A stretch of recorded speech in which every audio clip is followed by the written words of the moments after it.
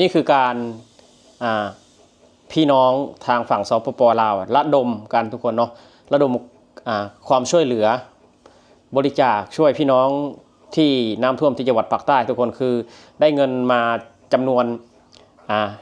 หนึ่งเนาะก็ซื้อของเป็นผ้าขนหนูเป็นของใช้ส่วนตัวก็เดินทางมาจากสปป.ลาวเลยทุกคนมาเพื่อจะช่วยเหลือพี่น้องที่จังหวัดหาดใหญ่นั่นเองมาต้นเห็นแล้วมาต้นก็ดีใจครับทุกคนเนาะมาต้นก็ดีใจเพราะว่าเห็น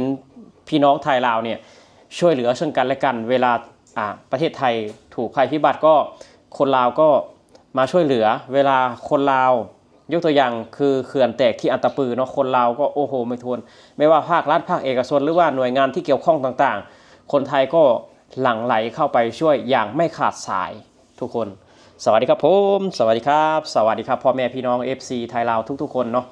วันนี้เป็นวันที่1ธันวาคมวันที่1แล้วครับทุกคนเดือน12แล้วครับเนาะเป็นเดือนสุดท้ายของปี2568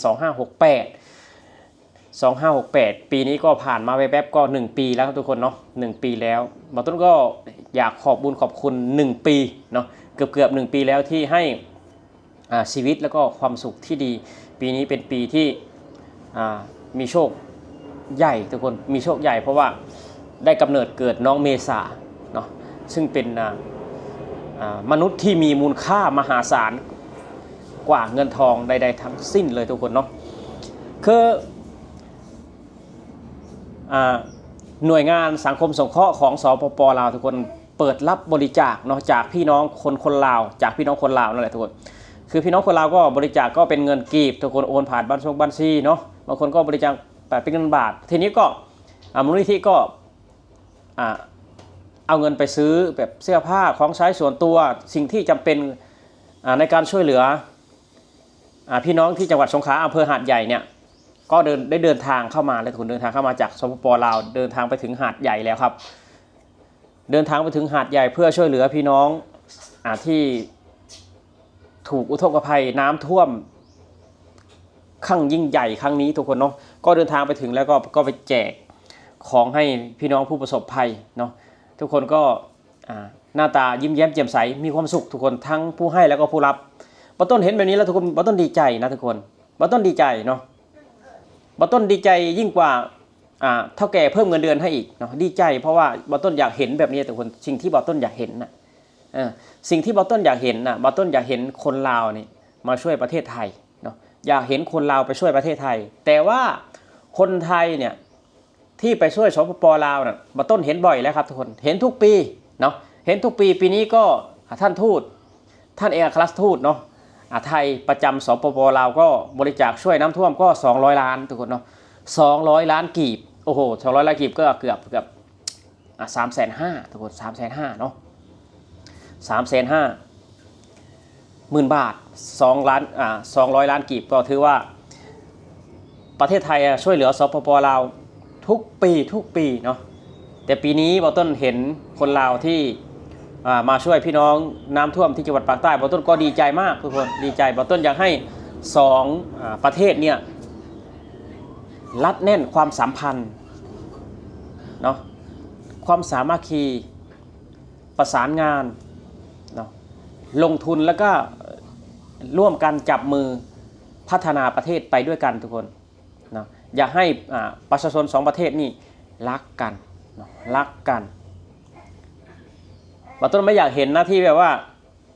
คนลาวมาแชะคนไทยนู้นอย่างนี้บาต้นไม่อยากเห็นทุกคน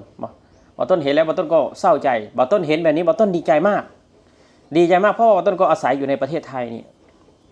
20 กว่าปีแล้วทุกคนบาต้นรู้จักนิสัยของคนไทยดีคนไทยเขาชอบช่วยเหลือ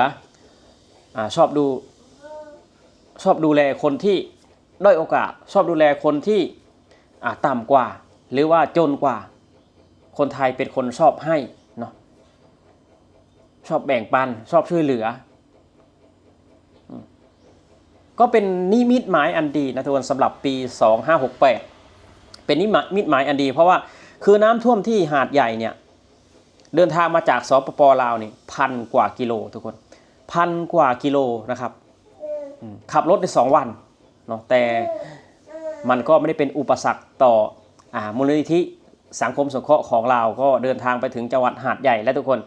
เดินทางไปถึงจังหวัดหาดใหญ่แล้วครับนี่แหละคือสิ่งที่การลงทุนครั้งนี้เนาะบอต้นจะเรียกว่าการลงทุนก็ว่าได้เนาะการลงทุนครั้งนี้มันทำให้พี่น้องไทยนี่อยากช่วยเหลือสปป.ลาวมากขึ้นพี่น้องไทยนี่มองเห็นว่ายามประเทศไทยลำบากเนี่ยประเทศไหนยื่นมือเข้ามาช่วยถึงว่าเราจะไม่ได้ช่วยเต็มกำลังหรือว่าเต็มอัตรามันก็ได้นามคำว่าช่วยเหลือเนาะก็รู้อยู่พี่น้องไทยเขารู้ว่าประเทศเราเนี่ยมีแต่คนจนเยอะเนาะคนจนเยอะการเป็นอยู่ก็เงินเดือนก็ไม่ได้สูงแต่ว่าคือเราช่วยเหลือน้อยก็ดีกว่าไม่ได้ช่วยเหลืออะไรเลยเนาะเราถามข่าวก็ดีกว่าเราเงียบทำแบบไม่สนใจเนาะถือว่าเป็นการที่เป็นมูลนิธิที่ดีเนาะแล้วก็คิดดีที่อยากมาช่วยเหลือเขาบอกว่าตอนน้ำเขื่อนเซเปียนเซน้ำน้อยแตกนี่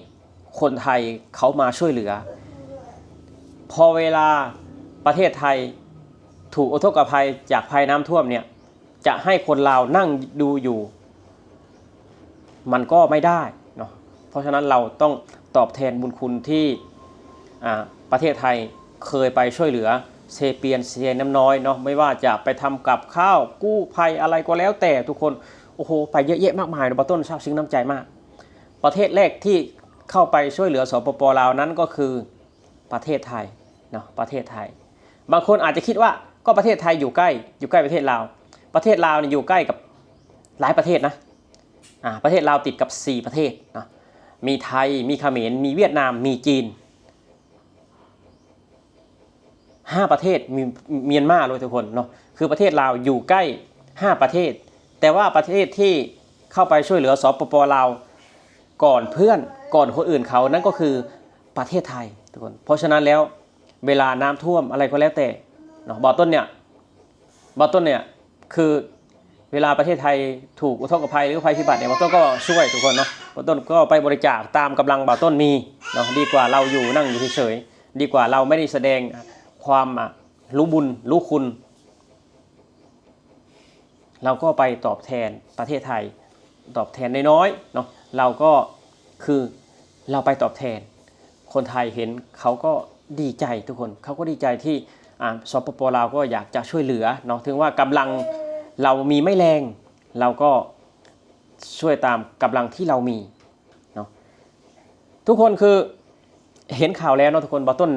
ดูข่าวนี้ดูข่าวที่คนเรามาช่วยเหลือน้ำท่วมที่ประเทศไทยดูแล้วดูอีกดูแล้วก็มีความสุขทุกครั้งทุกคนมีความสุขทุกครั้งบอต้นก็คิดว่าประเทศลาวนี่ก็พัฒนาขึ้นมาเนาะปี2025ประเทศลาวก็พัฒนาขึ้นมาคือแต่ก่อนเนี่ยคือไม่ได้เห็นคนลาวมาบริจาคและมาช่วยเหลือประเทศไทยแบบนี้เนาะแต่ปี2025เนี่ยบอต้นคิดว่าสปป.ลาวก็พัฒนาขึ้นมานะทุกคนเจริญขึ้นมาได้เห็นแบบนี้ก็ดีใจโอเคครับทุกคนสำหรับคลิปนี้เนาะต้นก็จะออกมาแสดงความคิดความเห็นเนาะก็ขอให้2ประเทศเนาะรักกันช่วยเหลือซึ่งกันและกันยามลำบากเราต้องจับมือกันยามมีภัยเราสามัคคีกันบ้านพี่เมืองน้องไทยลาวเป็นประเทศที่มีสะพานเชื่อมหากัน5แห่งนั่นเองสวัสดีครับผม